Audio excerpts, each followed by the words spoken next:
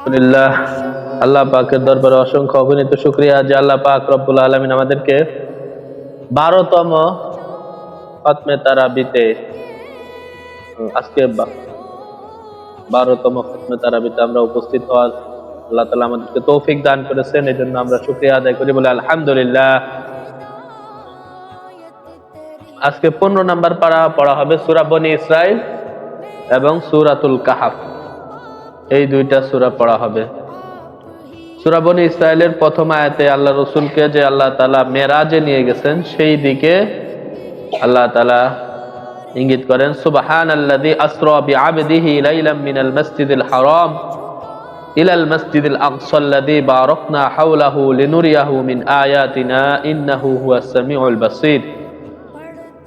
সমস্ত প্রশংসা ওই আল্লাহ তাআলার, যিনি তার বান্দাকে এক রাতের কিছু অংশে, লাইলাম মিনাল মসজিদিল হারাম, রাতের কিছু অংশ মসজিদে হারাম থেকে মসজিদে আকসা পর্যন্ত ভ্রমণ করিয়েছেন। আল্লাযী বারাকনা হাওলাহু, যেই মসজিদে আকসা অর্থাৎ বাইতুল মুকাদ্দাস, যেই মসজিদের চতুর্পাশে আল্লাহ তাআলা বরকত দিয়েছেন। কেন নিয়েছেন? লিনুরিয়াহু মিন আয়াতিনা, আল্লাহ তাআলা এক রাতে আল্লাহ রাসূলকে মসজিদে হারাম থেকে, বাইতুল্লাহ থেকে বাইতুল মুকাদ্দাস পর্যন্ত নিয়েছেন আল্লাহ তাআলার বিভিন্ন নিদর্শন সেখানে দেখানোর জন্য। মুসা আলাইহিস সালাম কবর দেখাইছেন আল্লাহ তাআলা। আল্লাহ রাসূল যে হিজরত করে মক্কা থেকে একদিন মদিনায় চলে যাবেন সেই হিজরতের স্থান দেখাইছেন। এরপরে সমস্ত নবীদের ইমামতিতে তিনি 2 রাকাত নামাজ পড়িয়েছেন। এরপর আল্লাহ তাআলা মুসা আলাইহিস সালামকে যে নবুয়তি দান করেছেন, বনী ইসরাইলের আলোচনা, নূহ আলাইহিস সালামের আলোচনা, এগুলো আসছে। এবং বনী ইসরাইলকে আল্লাহ তাআলা বিভিন্ন সময়ে শাস্তি দিয়েছেন তাদের অপরাধের কারণে, সে আলোচনাও আসছে।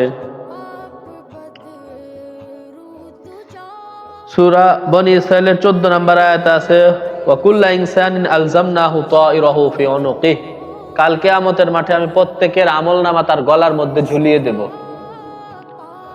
প্রত্যেকের আমলনামা তার গলার মধ্যে ঝুলিয়ে দেওয়া হবে। নুখরিজু লাহু ইয়াউমাল কিয়ামাতি কিতাবান ইয়ালকাহু মানশুরা, তার সামনে তার আমলনামা খুলে দেওয়া হবে এবং আল্লাহ তাআলা বলবেন, ইকরা কিতাবাক, তুমি আজকে তোমার আমলনামা পড়ে দেখো।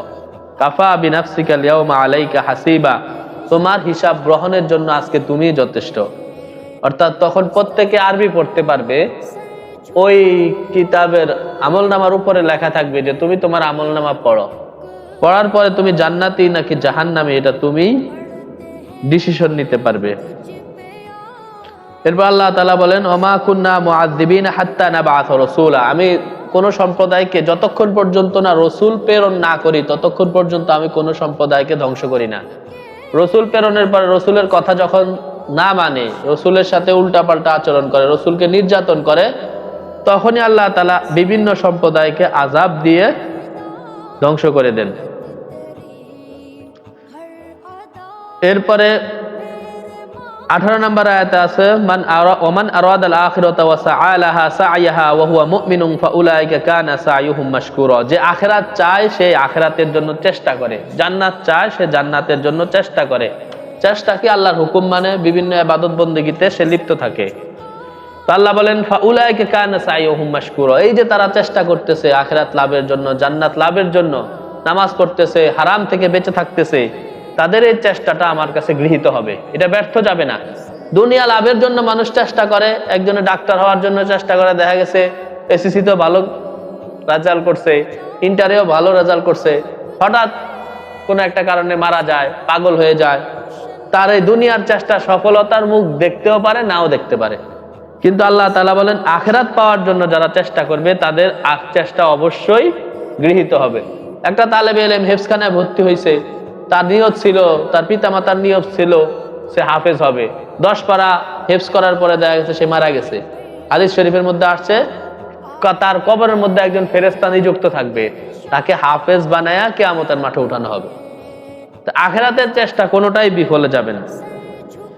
এরপর পিতামাতার হক সম্পর্কে আল্লাহ তাআলা বলছেন, ওয়া ক্বাদা রাব্বুকা আল্লা তা'বুদু ইল্লা ইয়াহু, আল্লাহ তাআলা এই ফয়সালা করেছেন যে আল্লাহর ইবাদত ছাড়া আর কোনো কারো ইবাদত করা যাবে না।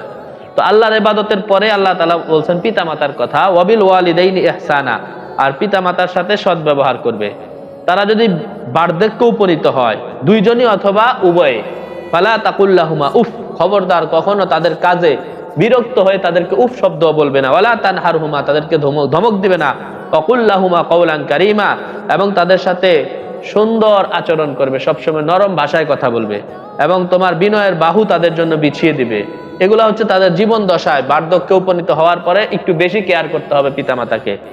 ওয়াকুর রব্বির হামহুমা কামা রব্বায়ানি সগীরা, তারা যদি মারা যায় তখন এই দোয়া বেশি বেশি করবে, রব্বির হামহুমা কামা রব্বায়ানি সগীরা। হে আল্লাহ, আমার পিতামাতাকে ওইভাবে লালন পালন করুন যেভাবে তারা ছোট অবস্থায় আমাকে লালন পালন করছে, আমার প্রতি দেখাশোনা করছে, আমার প্রতি যত্নশীল ছিল। ওইভাবে আল্লাহ আপনি আমার পিতামাতাকে ওইভাবেই রাখেন জান্নাতে পরকালে। এই দোয়া সন্তানদের জন্য কর্তব্য, এই দোয়া বেশি বেশি করা। এরপরে সূরা বনী ইসরাঈলের 27 নম্বর আয়াতে আছে ইন্নাল মুবাদদিরিনা, আল্লাহ তাআলা বলেন ওয়ালা তুবাদদির তাবদীরা, আতিদাল কুরবা হাক্কাহু, নিকটাত্মীয়কে তার হক দিয়ে দাও, ওয়াল মিসকিন, মিসকিনকে, ওয়াল আবনিস সাবিল, এবং মুসাফির যারা তাদেরকে তাদের যে হক সেটা দিয়ে দাও। একজন লোক আইসা বলছে, ভাই আমি বাগলবাড়িতে আজকে প্রথম আসছি, অমুকের বাড়িটা কোথায়? তবে যান ওইদিকে যান, সামনে যান। আপনি তাকে কোনো সাহায্য করলেন না, ব্যস্ততা দেখাইলেন না। মুসাফিরকে সাহায্য করার কথা এটা হাদিসে আসছে। তো এরকম ভাবে আল্লাহ তাআলা বলেন এদের হক আদায় করো, ওয়ালা তুবাদদি তাবদীরা, এবং কখনো অপচয় করো না। কেন? ইন্নাল মুবাদদিরিনা কানু ইখওয়ানাশ শায়াতিন, যারা অপচয় করে তারা শয়তানের ভাই। যে কোনো ক্ষেত্রে অজুতেও পানি অপচয় করা যাবে না, যদিও এটা অজু করা সওয়াবের কাজ, কিন্তু এখানেও পানি অপচয় করা যাবে না। ওয়া কানা শাইতানু রাব্বিহি কাফুরা, শয়তান হচ্ছে তার রবের অবাধ্য, অকৃতজ্ঞ। তো এরপর আল্লাহ তাআলা 31 নম্বর আয়াতে আছে ওয়ালা তাকতুলু আওলাদাকুম খাশিয়াতা ইমলাক, তোমরা দারিদ্রতার ভয়ে তোমাদের সন্তানদেরকে হত্যা করো না। নাহনু নারযুকুহুম, তোমাদের যে সন্তান আসবে এদেরকে আমি রিজিক দেব, ওয়া ইয়াকুম, তাদের উসিলায় তোমাদেরকেও দেব। ইন্না কাতলাহুম কানা খিতআন কাবীরা, তাদেরকে হত্যা করা এটা অনেক বড় কবিরা গুনাহ আল্লাহ তাআলার দরবারে। আল্লাহ রাসূল বলছেন যে তোমরা বেশি বেশি সন্তান জন্ম দাও, আমি কাল কিয়ামতের মাঠে গর্ব করব। আর আমাদেরকে এখন শেখানো হচ্ছে আমাদের বাংলাদেশ জনবহুল দেশ, 2টি সন্তানের বেশি নয়, একটি হলে ভালো হয়। এগুলা হচ্ছে কুফরি স্লোগান। কাফের রাষ্ট্রগুলোতে তারা এটা মানে না, তারা যে যত বেশি সন্তান নিতে পারে তাদেরকে সরকারিভাবে সাহায্য দেওয়া হয়, ভাতা দেওয়া হয়। কিন্তু আমাদের মুসলিম রাষ্ট্রগুলোতে এগুলা শেখানো হয় 2টি সন্তানের বেশি নয়, একটি হলে ভালো হয়। নাউজুবিল্লাহ। এইগুলার প্রতি করে অনেকে জন্ম নিয়ন্ত্রণ করে, যেগুলা জায়েজ নাই, হারাম।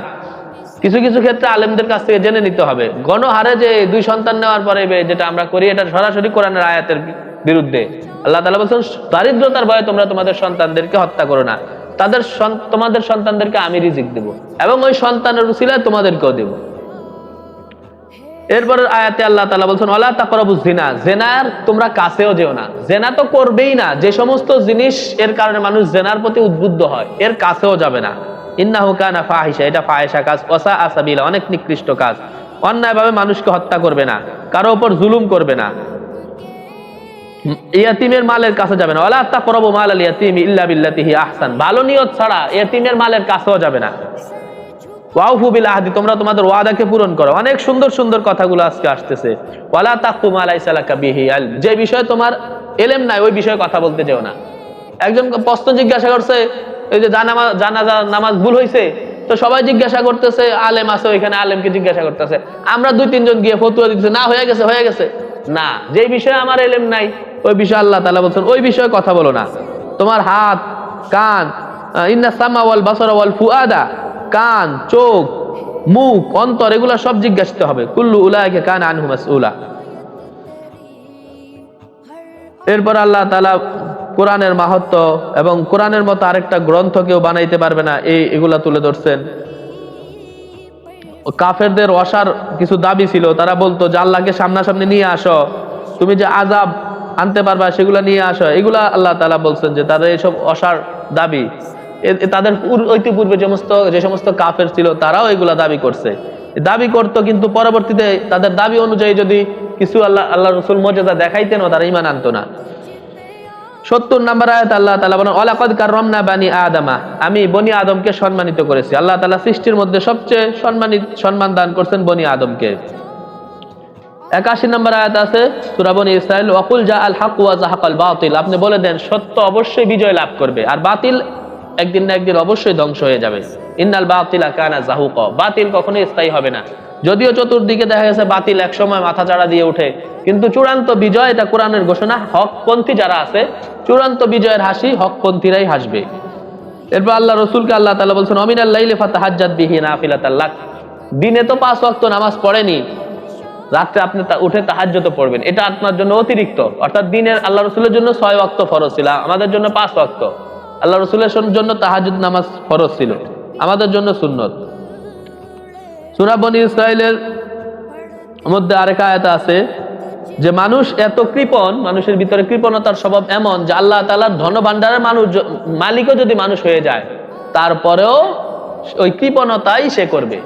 হাদিসে আসছে সারা পৃথিবীর মানুষ যদি তাদের দাবি দাওয়া আল্লাহ তাআলার কাছ থেকে নিতে থাকে, সবাই মিলে আদম আলাইহিস সালাম থেকে কিয়ামত পর্যন্ত জিন ইনসান পশু পাখি সবাই মিলে আল্লাহর কাছে চায়, আর আল্লাহ সবার মনের আশা পূরণ করে দেয়, তারপরেও সমুদ্রের মধ্যে সুই ঢুকালে ওই সুইয়ের আগে যে পানি আসে, এই পানি পরিমাণও আল্লাহর খাজানা থেকে শেষ হবে না।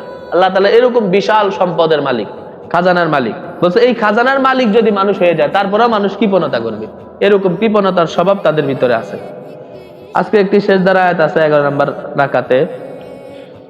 এরপরে সূরা বনী ইসরাইলের পরে সূরা কাহাফ পড়া হবে। সূরা কাহাফের মূল বিষয়বস্তু হচ্ছে, এটা শুক্রবারে পড়তে হয়, হাদিস শরীফে শুক্রবারে পড়ার কথা আছে। যারা প্রতি শুক্রবারে পড়বে, কাল কিয়ামতের মাঠে আল্লাহ তাআলা তাদেরকে বিশেষ নূর দান করবেন, এবং এই সপ্তাহ থেকে পরবর্তী সপ্তাহ পর্যন্ত এবং আরো 3 দিন আল্লাহ তাআলা তাকে তার হেফাজতের মধ্যে রাখবেন। এরকম সূরা কাহাফের অনেক ফজিলত আছে। এই সূরা কাহাফের মধ্যে 7 যুবকের গল্প আছে। এই 7 যুবক তৎকালীন বাদশাহ তাদেরকে শিরকি কাজে লিপ্ত করতে চাইছিল, তার ইবাদত করার জন্য বাধ্য করতে চাইছিল। এরা ছিল তাওহীদপন্থী, তো এরা চলে গেছে দূরে, যাতে ওই বাদশার কথা না মানতে হয়। এক গুহায় গিয়ে আত্মগোপন করছে। ওই গুহার মধ্যে আল্লাহ তাআলা তাদেরকে 309 বছর ঘুম পাড়াইয়া দিছে। 309 বছর পর্যন্ত তারা ঘুমিয়েছিল, তাদের কোনো ক্ষতি হয় নাই। এই গল্প সূরা কাহাফের মধ্যে আছে। এরপরে মুসা আলাইহিস সালাম একদিন বয়ান করতেছিলেন, বয়ানের মধ্যে একজন জিজ্ঞাসা করছে এই জামানার সবচেয়ে ভালো কে, জ্ঞানী কে? মুসা আলাইহিস সালাম বলছেন আনা, আমি সবচেয়ে জ্ঞানী। যেহেতু উনি নবী, আল্লাহ তাআলার কাছে এই আনা উত্তরটা ভালো লাগে নাই, এজন্য বলছেন না মুসা, তোমার থেকে জ্ঞানী আরেকজন আছে, আমার বান্দা খিজির। তো আল্লাহ তাআলা মুসা আলাইহিস সালাম জ্ঞানের পিপাসু, বলছেন ঠিক আছে আমাকে ওনার কাছে যাওয়ার সুযোগ দেন, কিভাবে যাইতে পারি? তো উনি খিজির আলাইহিস সালামের সাথে গেছেন। যাওয়ার পরে অনেক কিছু অলৌকিক জিনিস উনি দেখতে পাইছেন, যেটা ওনার শরীয়তে অনুযায়ী নাজায়েজ। উনি একটা ছোট বাচ্চাকে খিজির আলাইহিস সালাম হত্যা করছেন। একটা নৌকা, যে নৌকা ওনাদেরকে নদী পার করে দিছে, ওই নৌকা উনি ভেঙে ফেলছেন। এরকম একটা এলাকায় গেছেন, ওই এলাকার লোক ওনাদেরকে কোনো মেহমানদারি করে নাই, উল্টা উনি ওই এলাকার খিজির আলাইহিস সালাম ওই এলাকার যে দেয়াল ছিল, এই দেয়ালটা ঠিক করে দিয়েছেন। এই কাজগুলো মুসা আলাইহিস সালামের ভালো লাগে না, অথচ চুক্তি ছিল যে তুমি আমার সাথে থাকবা, কিন্তু কোনো প্রশ্ন করতে পারবা না। কিন্তু 3 বার 3টা কাজ দেখে উনি প্রশ্ন করে ফেলছেন। তো খিজির আলাইহিস সালাম বলছেন এই কাজের হিকমত শুনো আর আমার কাছ থেকে জুদা হয়ে যাও, তুমি শর্ত রক্ষা করতে পারো না। আজকে পড়া হবে যে ছোট শিশু থেকে যে হত্যা করছে ফাকাতালাহু, এই পর্যন্ত আজকে পড়া হবে।